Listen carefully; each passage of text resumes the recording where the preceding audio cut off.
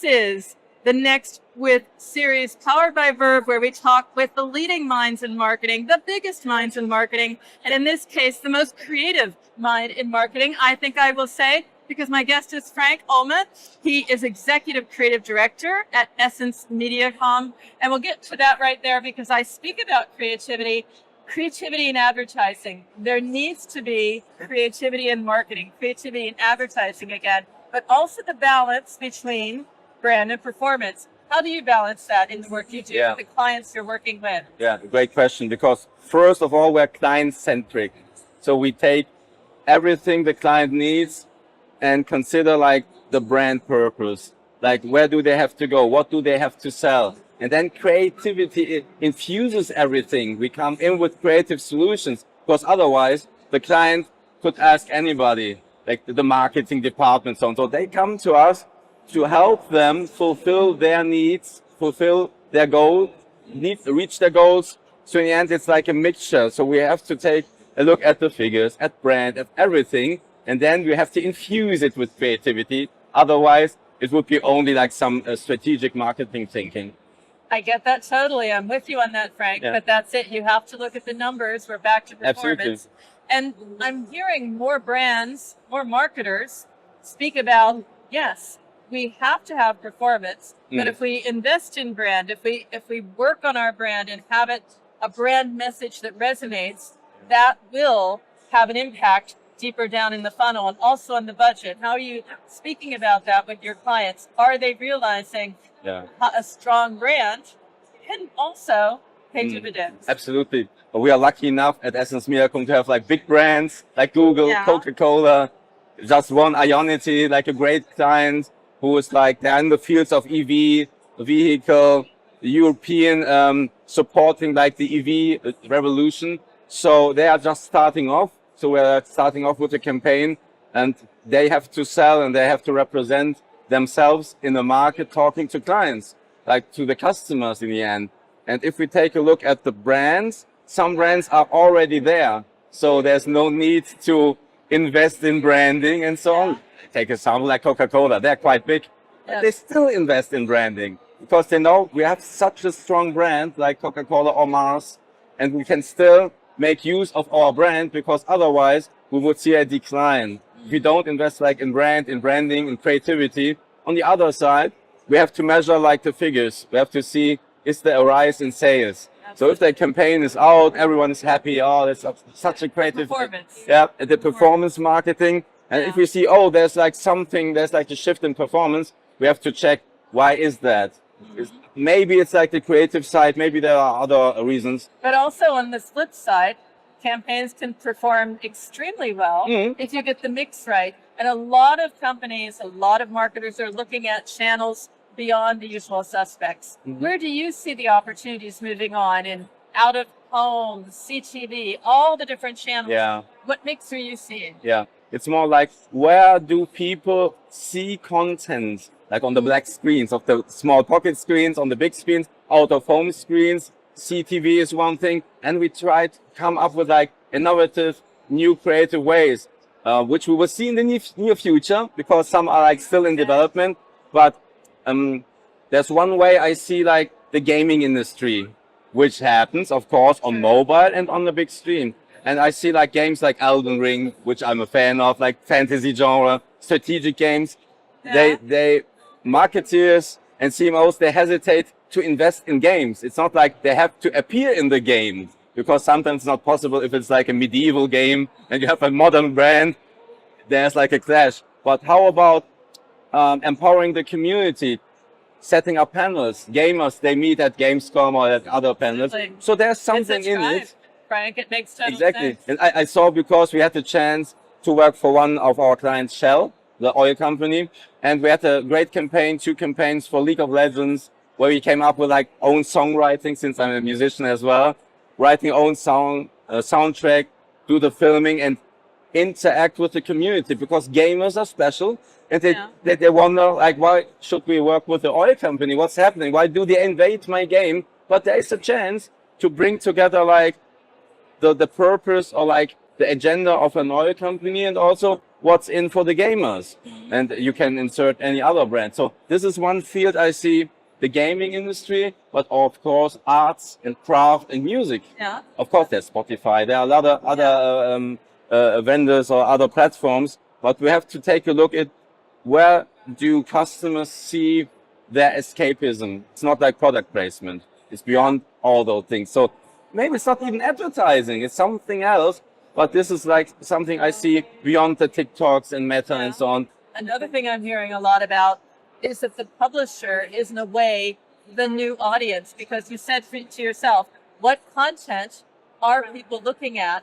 That's where brands need to be. So you need to choose your presence very carefully, not just brand safety, but customer relevance as well. Exactly. We have like a saying, customer centric, and is it of personal relevance, platform relevance, and somehow this is like the media relevance, because everyone could jump on, for example, on TikTok. Let's make a TikTok for a brand. Maybe, as you stated, TikTok is not the right channel for like a very conservative brand, or like a brand.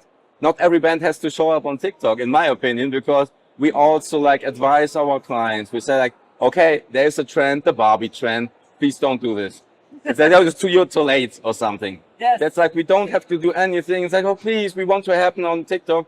We have to take a look and consider and think and put on a strategic, creative way. But in the end, maybe the outcome is, oh, let's do like a wonderful out-of-home campaign. Of course, people like to watch, like, I love classic advertising, of course. But there are so many fields to reach the audience. And that's the creative part. That's the interesting part. So you're an excited person, Frank. Yeah. What are you excited about when you look at the opportunities? But there are some standout, we won't call them channels, we'll call them interaction points, right, with the audience. What are some that stand out that maybe brands and marketers aren't making the most of? It's not exactly only out of home, but the mixture. It's like social and ambience, as this genre was called. It's like, we had like a beautiful campaign also for Mars Wrigley's for the chewing gum extra. And we teamed up with a band. It's 01099. So it's like a German band. And they're quite successful, huge following. They went #1 in the charts as we came out with our campaign. And we set up 3 concerts because we had the insight after COVID, the younger folks like the Gen Z, they did not have enough money to afford going to a concert, to have this live experience. So Mars sponsored this concert, this experience, and thousands of people showed up. I was also attending one of the concerts. And is this advertising? Yeah, I could jump on stage, and it was like a nice experience. People experienced the music and the sound, and they're fans of the band. And of course, somewhere the brand happens off and on stage. So if you enter the concert hall, there was like some branding and some giveaways and some goodies. So this was like a nice experience coming out of a strong insight and human needs. So this is like very strong. This is like resonating with the audience, and we get a direct response from the fans. And they're like, oh, this is so great. And we like, can I get tickets? Yeah. That's part of the brand. That touch point it has to touch, right? Mind share, wallet share, heart share. Yeah, and they shared content. Of course, they took pictures. Oh, we were at a beautiful venue, a nice concert, a nice experience. Maybe you can give me an example of something where brand and performance are aligned. Yeah. And you saw great results. Yeah, I can tell you. The results always count. We are I know. We're proud Effie winners. Yeah. So, put out some campaigns that performed well. It was out last year in December for Coca-Cola, and we set up Impossible Ad, and we did a fake fireworks show. Or to be exactly, it's like a fake drone show where you imagine the Cologne Cathedral, that iconic cathedral. And there's a Christmas market. And on that Christmas market, people showed up and they're like, oh, what's happening there? And a gargantuan Santa Claus, the iconic Coca-Cola Santa Claus, was displayed with drones. And then the Santa Claus, he morphed into like, everyone has to be a Santa. We wish everyone has to be your inner Santa. And you saw like the Coca-Cola logo, of course, and like a bauble showing Coca-Cola. So it was fitting to the campaign. And this was filmed. So the honest truth is, it was all fake. So we went to the cathedral, we filmed everything, but the rest was done in the box, in like the computer. So there were no drones because there are not drones allowed to fly high above the cathedral. Yeah. But people believed it because it was believable. And they saw the ad, and we pushed it on TikTok and we pushed it with paid on Instagram. We saw amazing results. Because the timing was right, it was the Christmas season. Yeah. It was somehow interesting. Oh wow, Coca-Cola did it. It was believable for the brand. Oh, okay, who can pull this off? It's Coca-Cola, the Coca-Cola company. So people were like, is this real? And some were commenting, oh no, it's fake, it's not allowed. There was like a comment, you are not allowed to show up with drones, but Coca-Cola can do it. Advertising is everywhere, so nobody was harmed, no animals, nobody. It was like a fake out of home. But that's like the interesting stuff, and the results were great. We have to get to the question of also the strategy. Yeah. And the strategy now is different because the signals are different. However, there's always an upside. So yes, there is signal loss, but there are other signals, and there's more of a focus on contextual. Yeah. How are you and your clients, more importantly, dealing with the fact that, yes, fewer signals, maybe more effort, but possibly more returns? Yeah, that's where we get the help of the whole company, like the whole group M. Of course, they are brilliant minds. Yeah. And I'm lucky enough to have set up a strategic team and also a tech department within my creative department. So we have tools, many tools, and sometimes we get data from the client. Yeah. And our task is to get to know the customers. So what do they need? What do they feel? Where are they going to? So, and this is like, sometimes it's a struggle because we don't have enough data, or we have lots of data, and then you have to filter it, narrow it down to the specific task. Yeah. So if we want to sell more cars, to whom? Who will buy the cars? Is it like the next generation? Do they have the money? Where do we advertise? So lots of data. It's a task. It's a little bit, it's a big task. We struggle sometimes because the creative part is not so difficult. But to get all the data, and sometimes I have a campaign where I have a lack of data. So we invest in that field. We say like, okay, how can we learn for some like customers like in the pharmacy or something. So, and we don't have all the data. How can we get to the data? It's a task. It's like more like exploration and also partnership. It's a lot of partnership with the different platforms, the different companies in the ecosystem, because we're all sort of in this together. What would you say to your peers, to maybe other brands and marketers? Where would you tell them to explore if they're just starting to think about the new opportunities, the new territory, and making a statement that has impact, as you said yourself, that the experiential impact as well? What I experienced, and I would encourage everyone, is social listening. So there's a saying, if you want to study like the tiger, don't go to the zoo, go into the jungle. So of course, due to lack of time, we can't go into like a community and stay there like for half a year and live with people in different countries.